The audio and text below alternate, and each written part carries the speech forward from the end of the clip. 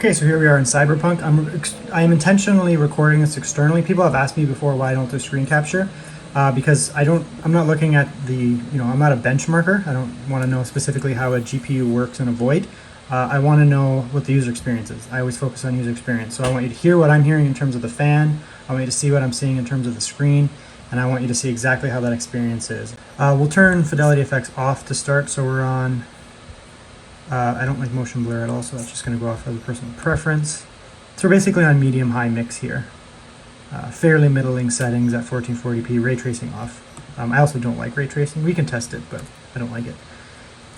So you can hear the fan going there. The machine is not, there's no cooler or anything under it, it's just running.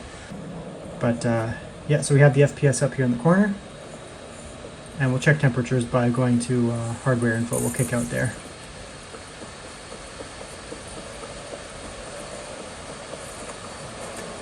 So to my eye, it looks great. I'm recording this at 60, so you should be able to see what I have.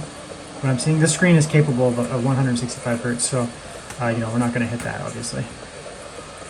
Yeah, we're sitting at about 45 frames per second on medium-high settings, native at 1400p, so that's good. I mean, there's no drops. You can see here it's basically nice and flat, and there's no hitches or anything like that. If I get into a massive firefight, we might see it, but we're looking at 45 frames per second or so. 40 to 45.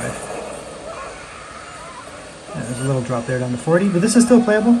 This game you can play, like, if you're at 30 and it's consistent, it's playable. 40 is, relatively well playable. Okay, so we're still at 1600p here. So 1440p equivalent, basically. And we just have quality, fidelity effects at quality. That's all we've done here. Let's see where we're at here. Yeah, so the FPS has jumped quite a bit just by throwing on quality, which is a very mild FSR. You can't visually see it, especially on a screen like this size, even though this is a 16-inch screen. And we're getting well above 60 now. Static above 60. So a lot of people are, I don't know, they rip on AMD Fidelity FX. I don't understand it. And I'm not one camp or the other, but games that do support fidelity effects, you can just throw on a very mild, like, quality preset, and visually, especially on a laptop, if you're at 1440p or above, 4K, the games look fantastic. Okay, so now we're on high with no fidelity effects at all, no ray tracing either, at 1400 or 1600p. So still playable. We're above 30. This is like console playable. A lot of consoles still push around 30 as a goal, especially the last gen stuff, like Switch and PS4 Pro and that. I prefer to play at 60. I'd rather kill the graphics a tiny little bit and play at 60. It just feels more natural. But it's definitely a little crisper, but it's not. Okay, so our FPS should jump. Yeah, now we're above 60. We're way above 60. Like, see, it still looks nice and clean. So we basically more than doubled our FPS, frames per second. Yeah, we're sitting around 60. There's a couple dips, but I just called it 60 basically.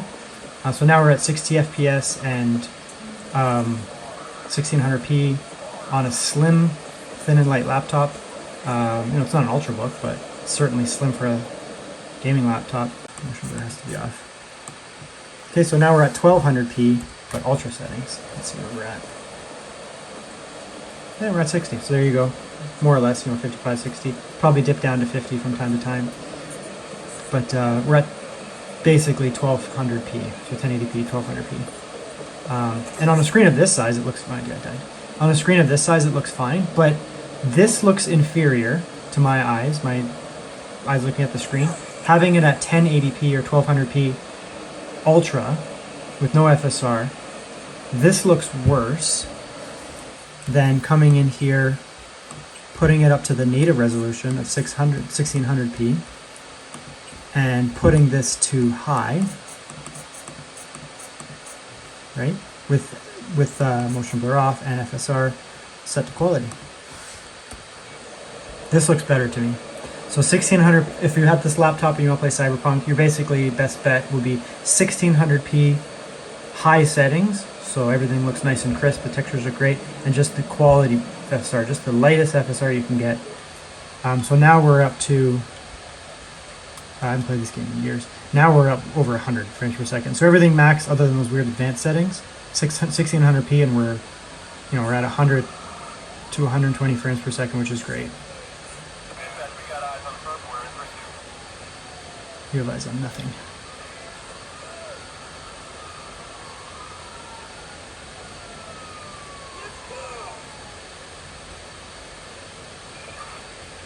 Yeah, so now we can see the cityscape. The game looks great at 1600p. Considering how old this game is, I mean, I'm sure they've updated it over the years, but still looks really nice. So there you go. I don't know why I'm getting more crime. I'm not doing anything. But I mean, if you're complaining about playing Grand Theft Auto at 120 frames per second, I mean, this is probably not the laptop for you. But that's wonderful. There you go. I mean, I don't really need to do much more for this. It looks great.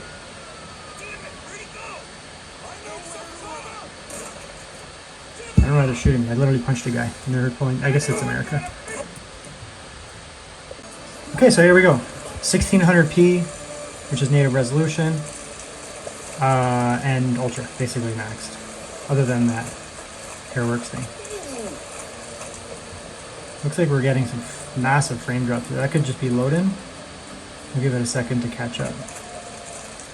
I just launched this game and I've never launched it on this console, on this laptop, so. Go back to that same area. Yeah, there's something about this area right here. Oh, looks like we've normalized now. Yeah, it must have just been loaded. I mean, I've never loaded this game on this device or anything. So there we go. It looks like we're sitting at about between 70 and 80 FPS regularly. These denser areas are 70. But you don't get 60 flat with 4K. You'd have to turn the settings down a bit, but you certainly could. If you're outputting to a TV, you could set it to 4K TV. You just throw it on probably high settings rather than ultra, and away you go.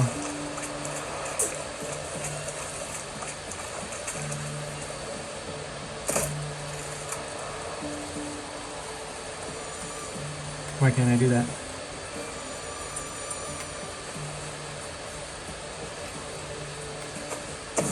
There you go.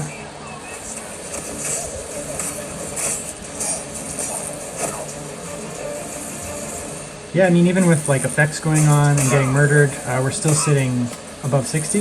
You can't really turn much more up. This is pretty much maxed out. So, we're getting to the era where The Witcher, it runs amazingly well on integrated graphics like the 680M AMD has. So, I mean, dedicated graphics are starting to the point where you can play this game at 4K, 120 and stuff like that, so on a laptop. So let's try another game. Temperature wise, we're at like 80, 60 for the CPU, GPU, we're at 60, so it's, Witcher's kind of, it's not that challenging anymore like it used to be. Like I said, we're talking about integrated graphics, being able to play these games with great settings. Okay, so here we are in Valheim. I'm not sure why the Xbox game bar just kept crashing. It was actually driving me insane. So we're just going to use the good old Steam FPS counter, which is inadequately stuck in the corner there, but I'll try to talk about it. Valheim is actually very demanding. If you haven't played this game, it's a really fun game. But there's the physics and everything in this game is actually very advanced, and it's not the best optimized, so it'll blast your GPU. This game is tough. So we're getting, I did not expect to get that high. 60, 45 is kind of, this game is very playable at 38 FPS. I'll start with that. 30 FPS versus 60 FPS, it doesn't make a huge difference. It's definitely nicer, but we're getting 45 in the hardest areas with all this smoke and stuff. When you get out to the forest, it should increase a fair bit, probably closer to 60. Yeah, and this is where you're going to be fighting out here. So it's basically 60. So this is good. I mean, we're looking at absolutely maxed at 1600p. This game, you don't have to play this game at 1600p. It also looks pretty good when you lower the resolution. It primarily affects the like the menus and that. But the actual game looks great at 1200p. So I'd actually probably wouldn't play this game at 1600p, at least on on the resolution on the screen here. I just throw it at 1200p and just crank it. And it looks like we're getting 80 FPS here. When we go back, we'll probably be closer to 65 or 60, which is good. If you really care about fidelity, you could play this at 1600p and be fine. But this game is pretty demanding, as I said. If you haven't played it, it'll chew up any inadequate GPU. If you're comfortable with lowering resolution and stuff, though, you can play this game on pretty reasonable hardware. Yeah, so we're looking at 50 or above. Let's turn the graphics back up to max, and we'll just turn some of these down. Vegetation quality and draw distance are the ones that really matter. Everything else is fine on medium, in my opinion. Yeah, so we're sitting at 1600p 50. Let's see if we can keep it at 50. Yeah, around 50 in the worst areas, I would say. We could try extreme later, but we'll just try ultra and see how it goes. So ultra 1600p, which is basically what we've recommended.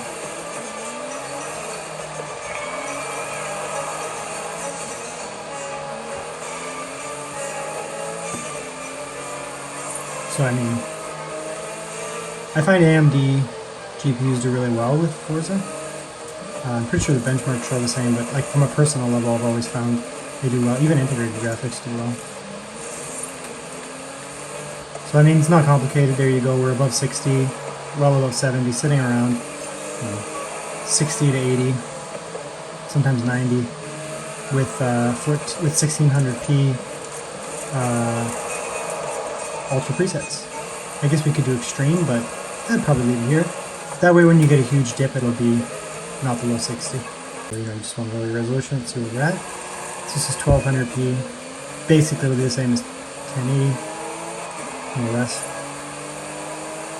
High presets, yeah, we're up closer to 120. We are at 120. So ultra presets, 1080p, 1200p, you're going to be getting 90 to 100, I would say. 90 to 120, probably averaging about 90 or so. Temperatures look like, let's move that over. So the CPU's never hit any extremes, never thermal throttled, but we're getting up there. 90 degrees, 90, 93 degrees or so. It's pretty warm, but it's totally fine for the CPU, no issues. And the GPU is actually really cool. 60. I'm amazed at how cool this GPU runs. I had a G14 that I tested, Zephyrus G14 with the 6800S, and the GPU on that was super hot. It's a smaller chassis, and the CPU is also warm, but that thing was always hitting thermal throttling on CPU, and the GPU was like 10 to 15 degrees hotter. So